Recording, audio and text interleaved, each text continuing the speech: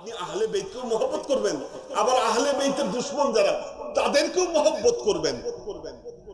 কেমন পাগল আপনি, আমার মাথায় ধরে না। কাজী আপনার লাইন ঠিক করেন, আপনার লাইন ঠিক করেন। যারা মসজিদে দাঁড়ায় নবীর মেম্বারে দাঁড়ায় নবীর আহলে বেইতের শত্রুদেরকে রাদিয়াল্লাহু তাআলা আনহু বলে, তারা এই মেম্বারকে কলুষিত করতেছে, তারা মেম্বারকে অপমানিত করতেছে। এই মেম্বারে দাঁড়িয়ে খুতবা দেওয়ার অধিকার তাদের নাই। আল্লাহর আশিক ও সালেক বৃন্দ, দেখেন ইমাম হোসাইন জানতেন কারবালার ময়দানে কি ঘটবে। আর দুই একটা কথা বলে শেষ করে দিব, যাদের একটু ঘুম লাগতেছে আপনারা একটু মন দিয়ে শুনেন কিছুক্ষণ। দেখেন ইমাম হোসাইন জানতেন কি ঘটবে। কারবালার দিন সকালবেলায় আমাদের মা জাইনাব বিনতে আলী তিনি বলতেছেন যে ভাই আমার মন যেন কেমন অস্থির লাগতেছে, আজকে মনে হচ্ছে কিছু একটা ঘটতে পারে, আমার মন যেন কেন অস্থির লাগতেছে। ইমাম হোসাইন বললেন, আমার সাথে গত রাতে আমার প্রিয় নানার সাথে আমার সাক্ষাৎ হয়েছে, আমার প্রিয় নানার সাথে সাক্ষাৎ হয়েছে। আমি দেখলাম তিনি হন্তদন্ত হয়ে আমার ঘরে এসে ঢুকেছেন। আমি নানাকে দেখে সালাম দিলাম, বললাম নানা আপনি আমার ঘরে আসছেন, এক ঢোক পানি আপনি আমার কাছ থেকে খেয়ে যান। নানা বললেন, হোসাইন আমি তোমার ঘরে পানি খাবো না, আমি জান্নাতে তোমার জন্য অপেক্ষায় আছি, তুমি আসো আমরা একসাথে ইফতার করব, আমরা একসাথে ইফতার করব। হোসাইন তুমি আসো। ইমাম হোসাইন জানতেন কারবালার দিন কি ঘটবে, জানতেন, তারপরেও তিনি ইয়াজিদের হাতে তিনি হাত মিলান না। এই জন্য আমাদের খাজা মঈনুদ্দিন চিশতি রহমতুল্লাহ আলাইহি তিনি বলেছেন, শাহ আস্ত হোসাইন, বাদশাহ আস্ত হোসাইন, দিন আস্ত হোসাইন, দিন পানা আস্ত হোসাইন, সরদার দস নদদ দর দস্ত ইয়াজিদ, হকক বানায়ে লা ইলাহ আস্ত হোসাইন। হোসাইনি বাদশাহ, হোসাইনি শাহ, হোসাইনি দিন, দিনকে বাঁচিয়েছেন হোসাইন। তিনি নিজের গর্দান দিয়েছেন, তারপরেও ইয়াজিদের হাতে তিনি হাত মিলান নাই, আর হাত না মিলায়ে কালেমাকে সমুন্নত করেছেন হোসাইন। একটা জিনিস, আজকে যদি হোসাইন, ইমাম হোসাইন যদি ইয়াজিদের সাথে হাত মিলাইতেন, হক আর বাতিলকে চেনা যাইতো না, হক আর বাতিলকে চেনা যাইতো না। আজকে ইয়াজিদের সাথে হাত মিলান নাই বলে ইমাম হোসাইন জান্নাতে শাহাদাতের মর্যাদা নিয়ে গেছেন, আর আপনাদের মতো অনুসারীদেরকে পৃথিবীতে তৈরি করে গেছেন। কি আশেকে হোসাইনও থাকতো না, আশেকে হোসাইনও থাকতো না। হোসাইন আর ইয়াজিদের আশেক কারা, এই দুটো একসাথে মিলে যেত, কিন্তু ইমাম হোসাইন নিজের রক্ত দিয়ে প্রমাণ করেছেন কোনটা আসল ইসলাম আর কোনটা বাতিল ইসলাম। ওই সময় থেকে ইসলামের দুটো ধারা তৈরি হয়েছে, দুটো ধারা। একটা হলো মদিনাপন্থী ইসলাম, একটা হলো দামেস্কপন্থী ইসলাম। কি একটা মদিনাপন্থী ইসলাম, একটা দামেস্কপন্থী ইসলাম। ওই সময় দেখেন মানুষের তো লোভ বেশি, যুগে যুগে ইতিহাস প্রমাণ দেয় ওই দামেস্কপন্থী ইসলামের পক্ষে যুগে যুগে লোভ বেশি ছিল। হোসাইনপন্থী ইসলামে যুগে যুগে লোভ বেশি ছিল না। কেন বলেন তো, জানেন কারণটা কি? কেন? কারণ জেলখানা, জেলখানায় এক ঘরে কয়জন থাকে? অনেকজন থাকে। 5 স্টার হোটেলে এক ঘরে 2 জনের বেশি থাকতে পারে না। জান্নাত কোন নোংরখানা না, মনে রাখবেন। জান্নাত কোনো নোংরখানা না, জান্নাত ভিআইপি জায়গা। দলে দলে মানুষ যদি জান্নাতে ঢুকে, জান্নাতের পরিবেশ নষ্ট হবে, জান্নাতের পরিবেশ নষ্ট হবে। এই জন্য ভাবার কারণ নাই যে জান্নাতীদের দলে খালি দলে দলে মুসলমান অপেক্ষা করবে, এত সহজ না, এত সহজ না। কাজেই হকের দলে মানুষ বেশি থাকবে সবসময়, এটা ভাবার কোনো কারণ নাই। কিন্তু মনে রাখবেন একটা জিনিস, হোসাইন ছাড়া ইসলাম নাই, আহলে বেইত ছাড়া ইসলাম নাই। আহলে বেইত ছাড়া যে ইসলাম, সেটা নকল ইসলাম, সেটা জাল ইসলাম, সেটা ভ্রান্ত ইসলাম, সেটা মুনাফিকি ইসলাম। যেদিন এই কথা বলে শেষ করব, ইমাম হুসাইন শাহাদাত বরণ করেছেন, মনে রাখবেন। কেন বলছি এই কথাগুলো? দুটো ঘটনা।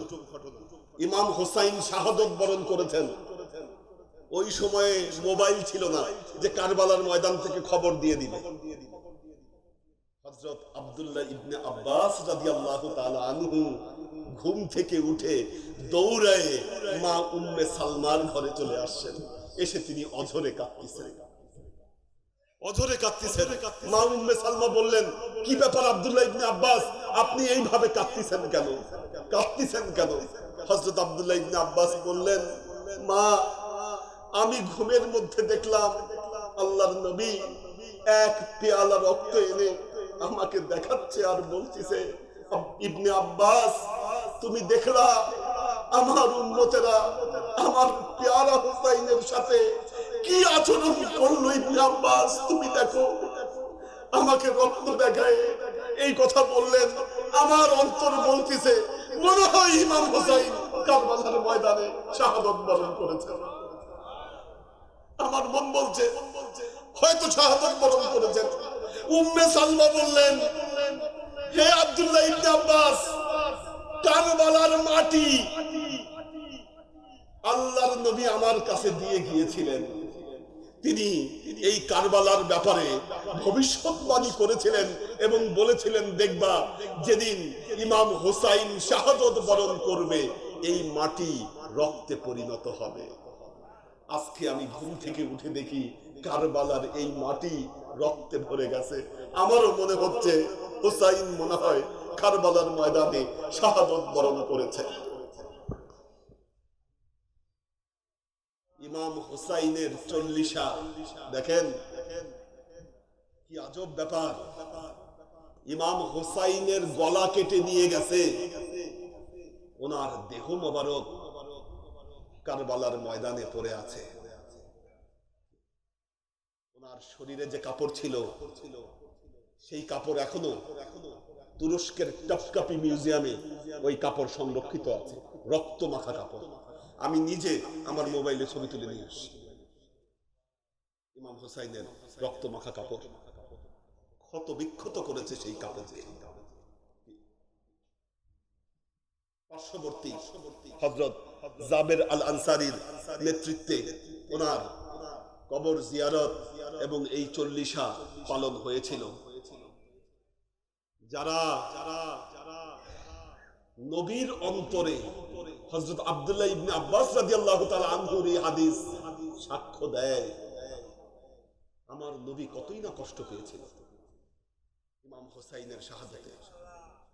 এই শাহাদাতে যদি আপনাদের অন্তর যদি রক্তে রঞ্জিত না হয়, মনে রাখবেন এটা আমার নবীর সাথে বেঈমানি হবে, নবীর সাথে চরম বেঈমানি করা হবে। আল্লাহ আমাদেরকে তৌফিক দান করুন। আমি আর আমার আলোচনা দীর্ঘায়িত করব না, যেহেতু অনেক রাত হয়েছে। আমি বললাম আমি তাজ্জব হয়েছি জিক্রে হোসাইনে মাহফিলে এত মানুষের দরকার নাই। এখানে যত মানুষ আছেন কি এত মানুষের দরকার হয় না, কিন্তু এত মানুষের অন্তরে আল্লাহ হোসাইনি মহব্বত পয়দা করে দিছে। এই যে এত রাতে এত মানুষ এই জায়গায়, আপনি অনেক বড় মাহফিল খুঁজলেও এত মানুষ পাবেন না। বিশ্বাস করেন এই কথা? আল্লাহ আপনাদের এই মহব্বতকে কবুল করুন। যেহেতু রাত হয়ে গেছে, আমার আসতে একটু দেরি হয়ে গেছে, কারণ আমি মানে রাস্তার ইয়ার কারণে একটু দেরি হয়ে গেছে, আমি নাহলে আরো আগে এসে আরো হয়তো কথা বলতে পারতাম। এই মহব্বত আপনারা আজীবন ধরে রাখেন। আল্লাহর কসম করে বলছি, আল্লাহর নামে শপথ করে বলছি, আমার জীবনের যত শিক্ষা দীক্ষা আমি একটা জিনিসই বুঝি, হুসাইনের মহব্বত ছাড়া আপনাদের মুক্তির কোনো উপায় নেই। আমি যদি বোকা হয়ে থাকি, আমি যদি নাদান হয়ে থাকি, তারপরেও আমি বলছি আমি আমার জীবনে যতটুকু করেছি। আমি পিএইচডি করেছি খাজা মঈনুদ্দিন চিশতির উপর, খাজা মঈনুদ্দিন চিশতির উপর। খাজা মঈনুদ্দিন চিশতি আজীবন নিজেকে হুসাইনের গোলাম হিসাবে প্রমাণ করেছে, আজীবন, যার হাতে এই উপমহাদেশের লক্ষ লক্ষ মানুষ ইসলাম কবুল করেছে। কি খাজা মঈনুদ্দিন চিশতিও বলে গেছেন, হুসাইনের গোলামি ছাড়া বাঁচার উপায় নাই। আমিও তাই বুঝি যে হুসাইনের গোলামি যদি না করি, কাল কিয়ামতের ময়দানে জান্নাত কেন, জান্নাতের গন্ধ আমার নাকে আসবে না। এখন আমি যতটুকু বুঝি তাই তো বলবো আপনাকে, তাই তো বলবো। আমি আমার শিক্ষা দীক্ষা দ্বারা এটা বুঝি। আমি জানি না যে সমস্ত আলেমেরা আজকে মেম্বারে দাঁড়ায় সদরূপে ভাষণ দিচ্ছেন, খুতবা দিচ্ছেন, আরবি অনেক কোরআন হাদিস আওড়াচ্ছেন, তাদের অন্তরে আল্লাহ কেন এই বুঝ দেয় না? আমার খেয়ালে আসে না, খেয়ালে আসে না। দেখেন, তাদেরকে জিজ্ঞাসা করলে আমার বলবে, হ্যাঁ মহব্বত তো ঠিকই করি, ঠিকই মহব্বত আছে, আহলে বেইতের মহব্বত ঠিকই আছে। আহলে বেইতের মহব্বত আছে, আপনি মুহররম পালন করেন না কেন? কি আপনি ইমাম হুসাইনের 40-এর কথা বলেন না কেন? আপনি এই সমস্ত কার্যক্রম করতে গেলে আবার আপনি উল্টা ফতোয়া মারেন, আপনার ঘটনা কি? এটা কোন ধরনের মহব্বত? কোন ধরনের মহব্বত? বলে নবীকে মহব্বত করি, কিন্তু আবার বলে ফতোয়া দেয় ঈদে মিলাদুন নবী পালন করা যাবে না। এ কোন ধরনের মহব্বত? কাজী মুনাফিক হলো সেই যার মুখের কথা আর অন্তরের কাজের, অন্তরের কথা আর মুখের কথা মিল নাই। দেখবেন যে দুই ধরনের কথা বলে, এক ধরনের কথা, কাজ হচ্ছে আরেক ধরনের। বলে আমি আহলে বেইতকে মহব্বত করি, আহলে বেইতকে সবাই মহব্বত করে, কিন্তু আহলে বেইতের মহব্বতের কোনো কার্যক্রম করে না। আল্লাহ এগুলা মুনাফিকি থেকে আমাদেরকে রক্ষা করুন। যদি কিছু ভুল বলে থাকি আমাকে আপনারা মাফ করে দিবেন, ক্ষমা করে দিবেন, ভুল ধরায় দিবেন। আমি যে কথাগুলো বললাম, এ কথাগুলো বহুদিন ধরেই বলে যাচ্ছি, আজ পর্যন্ত কেউ ভুল প্রমাণ করতে পারে নাই, শুধুমাত্র কিছু গালাগালি করা ছাড়া। সমস্যাটা কোথায় দেখেন? কথাকে কেউ চ্যালেঞ্জ করে, করে কি? গালাগালি। আরে বাবারে গালাগালি করো কেন? আমার ভুল ধরায় দাও। আমি তো অন্তত পক্ষে একটা পরিচয় তো আছে, আমি তো শিক্ষিত মানুষ, আমি তো অশিক্ষিত না। তা আমি যদি ভুল করে থাকি, আমি আমার ভুল স্বীকার করতে রাজি, আমি কান ধরে উঠবোস করবো যদি আমি ভুল বলে থাকি। আমার ভুল ধরায় দাও। ভুল ধরানোর মধ্যে কেউ নাই, আছে গালাগালি। কি গালাগালি? ওই শিয়া, ওই অমুক, এই তমুক। আচ্ছা, গালাগালির তো দরকার নাই। আমি যদি ভুল বলি, আমার ভুল ধরাও, আমি আমার ভুল প্রকাশ্যে স্বীকার করব। আর যদি আপনারা যদি ভুল হয়ে থাকেন, কথা বলেন না, গালাগালি করেন না, সামনে এসে কথা বলেন। এটা হচ্ছে আমার অনুরোধ। আর আমি আপনাদের সময় দেব না। আসসালামু আলাইকুম ওয়া রাহমাতুল্লাহি ওয়া বারাকাতুহু।